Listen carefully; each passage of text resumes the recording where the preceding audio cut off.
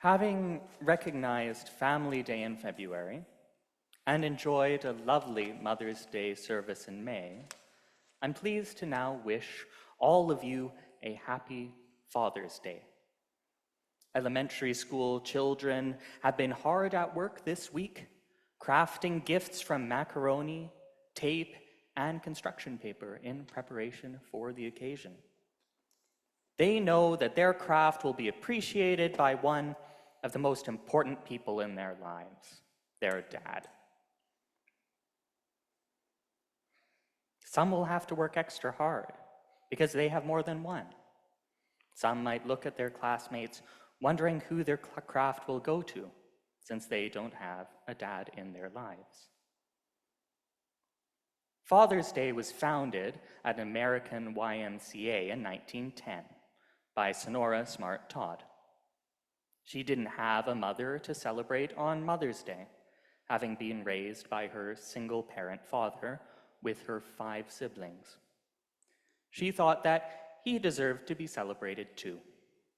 The celebration lost steam after a few years, but has been a staple holiday since its revival in 1960s. Ms. Todd didn't have a mother to celebrate on Mother's Day, and we similarly don't live in a world where every child has a father. Maybe they were raised by 2 mothers, or just one. While some women choose the single-parent life, others have it thrust upon them. Perhaps a husband died, or maybe the man ran off. I don't think the latter really counts as a father. He certainly doesn't deserve a world's best dad mug. So, if not just genetics, what does make someone a father? Or a mother, for that matter? Should we just call every person caring for a child a caregiver and respect each equally? There is something to that.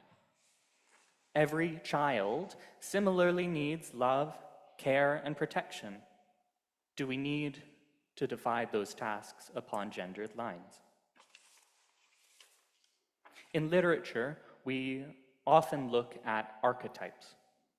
Archetypes refer to recurrent, recognizable story elements present in literature across times and cultures. Joseph Campbell, a prominent Western literary theorist, proposed a set of 8 character archetypes: the hero, the mentor, the ally, the trickster, among others.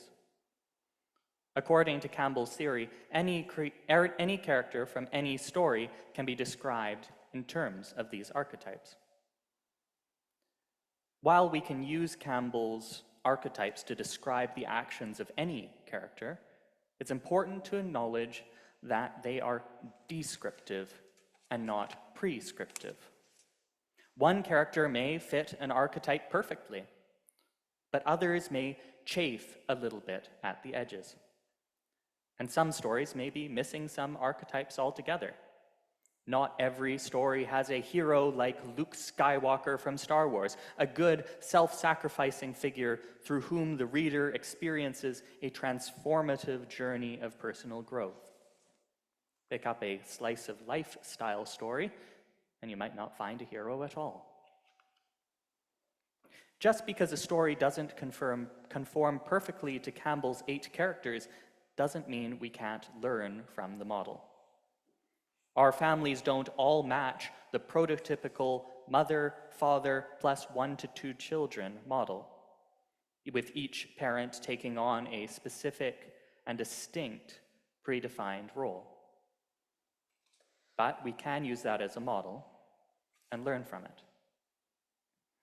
So, that said, if we were to create a father archetype, what would it be? What are fatherly qualities?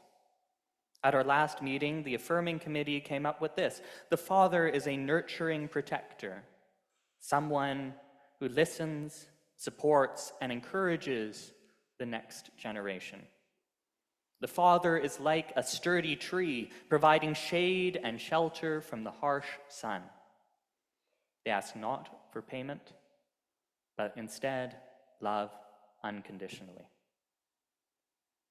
It is important for children to see these qualities in their caregivers, whether embodied in one person or shared. It can be a harsh, uncaring world out there. Having somebody that they can trust to come back to can make a huge difference in their lives, especially amongst queer youth who are at particularly high risk for bullying and suicide. In 2019, gay and bisexual youth in the US were over 1.5 times more likely to be bullied in school than their straight peers, and 3 times more likely to have attempted suicide. The same survey found that trans youths were twice as likely to be buried, 4 times as likely to have been threatened with a weapon, and 4 times more likely to have attempted suicide than their cisgender peers.